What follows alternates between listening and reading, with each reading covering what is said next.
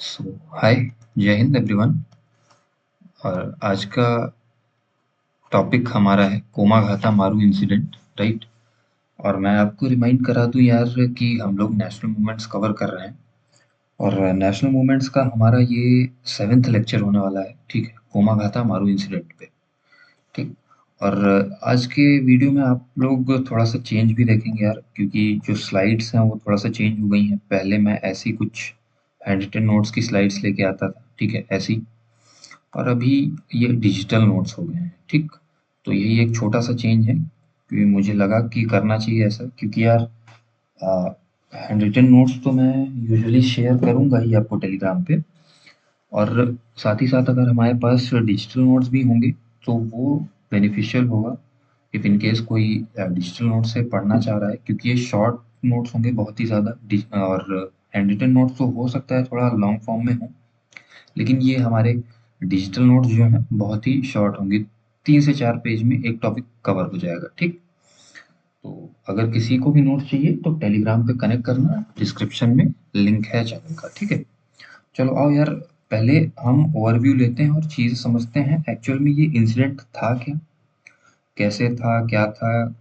तो उन सारी चीज़ों के बारे में समझते हैं। फिर अपने हम डिजिटल नोट्स पे आएंगे और एक एक चीज़ मैं आपको क्लियर करते चलूंगा, ठीक है। आओ। तो सबसे पहले यार बात आती है ये कोमाघाता,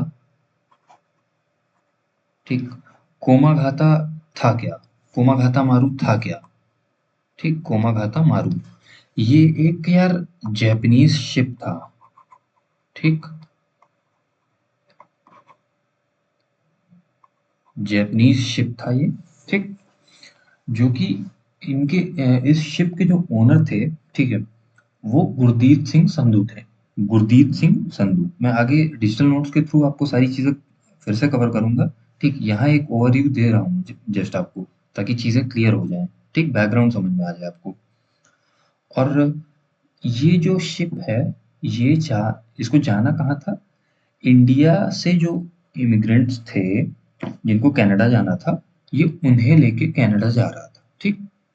इसमें टोटल पैसेंजर्स जो है 376 थे, ठीक। ये टोटल पैसेंजर्स थे। और इसमें से मोस्टली सिख थे, लगभग थ्री 340 सिख थे, ठीक। और लगभग 12 हिंदू थे, ठीक।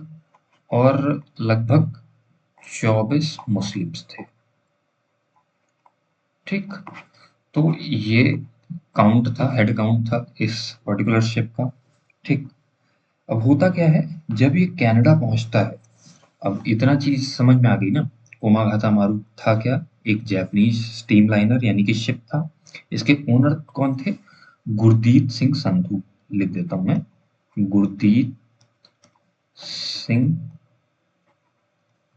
संधू, ठीक। आपको ये लिखना नहीं है, ये डिजिटल नोट्स आपको टेलीग्राम पे मिल जाएंगे, ठीक है। अभी बस जो मैं समझा रहा हूँ जस्ट उसको समझो, ठीक। इसके ओनर गुरदीप सिंह संधू थे। अब आते हैं अपने हम नोट्स पे। ईयर क्या था ये, 1914 का ईयर था। और शिप का नेम था कोमाघाता मारू, ठीक है। और जैसा कि मैंने आपको अभी बताया, इसके ओनर या फिर लीडर थे गुरदीप सिंह संधू, जो कि एक सिख थे, खुद भी एक सिख थे, ठीक। और इसमें टोटल पैसेंजर्स की जो संख्या थी वो 376 थी। और इसमें 340 के करीब सिख थे, 12 हिंदूज थे, और 24 मुस्लिम्स थे, ठीक। अब होता क्या है, इस शिप को हांगकांग और जापान होते हुए कनाडा जाना था, ठीक। कनाडा जाना था। अब आगे का इंसिडेंट समझते हैं, मेन इशू क्या था, ठीक। Denial of entry into Canada due to racist immigration law, ठीक।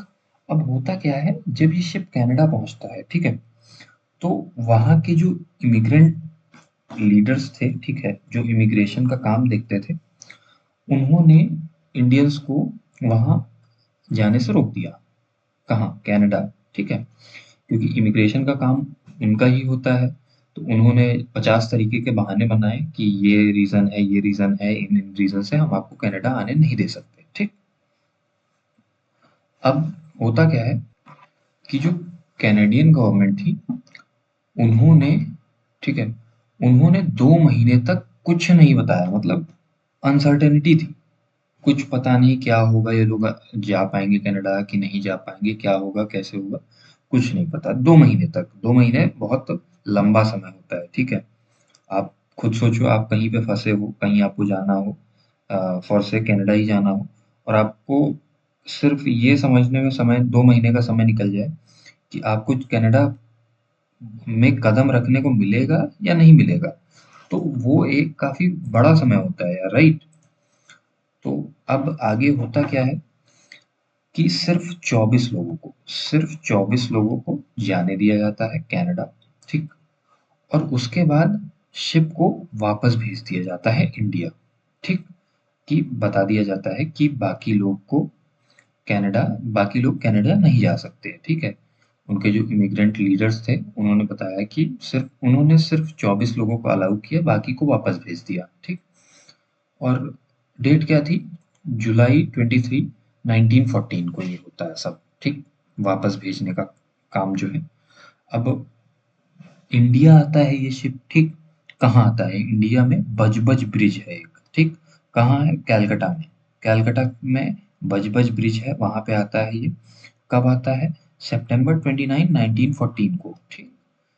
इस डेट को ये शिप यहाँ पे आता है। अब इसके आगे समझते हैं होता क्या है। देखो, बजबज क्लैश लिखा हुआ है ना, तो ये समझते हैं, मैं बताता हूँ आपको हुआ क्या। अब जब ये बजबज ब्रिज पे ये शिप आया, तो होता क्या है कि पुलिस ने फायरिंग शुरू कर दी, ठीक। फायरिंग शुरू कर दी, क्यों? क्योंकि वो बाबा गुरदीप सिंह संधू को अरेस्ट करना चाहते थे, ठीक। जो कि वो नहीं कर पाए। बाबा गुरदीप सिंह संधू जो कि इस शिप के ओनर थे, वो उन्हें चकमा दे के भाग गए, ठीक। और लेकिन अब आपको पता है ओपन फायरिंग हुई है तो कई लोग की डेथ भी हुई होगी ऑब्वियसली, ठीक है। तो वैसा ही हुआ, और उसके बाद भी जो लोग बचे उन्हें विलेज अरेस्ट पे रखा गया। विलेज अरेस्ट मतलब आप समझते हैं कि आप एक विलेज में हैं, लेकिन मतलब आप अरेस्टेड हैं, ठीक। आप विलेज में तो हैं, विलेज भर में आप कहीं भी जाइए, लेकिन विलेज के बाहर आप कहीं नहीं जा सकते। वो होता है विलेज अरेस्ट, ठीक। अब होता क्या है यार, इसके बाद जब बाबा गुरदीप सिंह संधू इनसे इन्हें चकमा देके भाग जाते हैं पुलिस वालों को, ठीक है। तो कुछ समय के बाद बाबा गुरदीप सिंह संधू जी महात्मा गांधी जी से मिलते हैं, ठीक। और महात्मा जी इन्हें बताते हैं कि आप एक सच्चे देशभक्त हैं, इन्हें ट्रू पैट्रियट, देखना लिख देता हूं मैं, ठीक है, ट्रू पैट्रियट, ये टाइटल देते हैं महात्मा गांधी जी, ठीक है। और इन्हीं महात्मा गांधी जी से इन्फ्लुएंस होके, ठीक है, ये बाबा गुरदीप सिंह संधू जी जो हैं अपने आप को सरेंडर कर देते हैं, ठीक है। 5 साल ये जेल में रहते हैं, और फिर उसके बाद निकलते हैं, जेल से वापस आते हैं, और फिर एज यूजुअल गांधी जी का बाकी सारी जगहों पे जो भी मूवमेंट्स चल रहे थे उनमें सपोर्ट करते हैं, ठीक। तो यही था यार कोमागाता मारू इंसिडेंट। आई होप क्लियर हुआ होगा, मैं अच्छे से समझा पाया हूँ आपको, राइट। और मतलब जितना समझा सकता था मैंने कोशिश की कि आपको समझाऊं, ठीक। बाकी यार नोट्स की बात रही, तो नोट्स आपको अगर चाहिए तो पहले भी मैंने बताया है, हर वीडियो में बताता हूँ, टेलीग्राम पे कनेक्ट करना, नोट्स वहीं पे मिलेंगे आपको। हाँ, लेकिन कंप्लीट नोट्स तभी मिल पाएंगे जब ये पूरी नेशनल मूवमेंट्स की सीरीज कंप्लीट होगी, ठीक। इफ इन केस किसी को किसी पर्टिकुलर टॉपिक के नोट्स चाहिए, हैंड रिटन हो या फिर डिजिटल नोट्स हो, या फिर इससे पहले जो टॉपिक्स कंप्लीट हो चुके हैं उसके नोट्स चाहिए, तब भी टेलीग्राम पे आप कनेक्ट करना, आपको नोट्स मिल जाएंगे, ठीक। चलो, अब मिलते हैं यार नेक्स्ट वीडियो पे। नेक्स्ट टॉपिक हमारा होने वाला है होम रूल लीग, ठीक। तो तभी मिलते हैं, ठीक। तब तक के लिए जय हिंद, थैंक यू।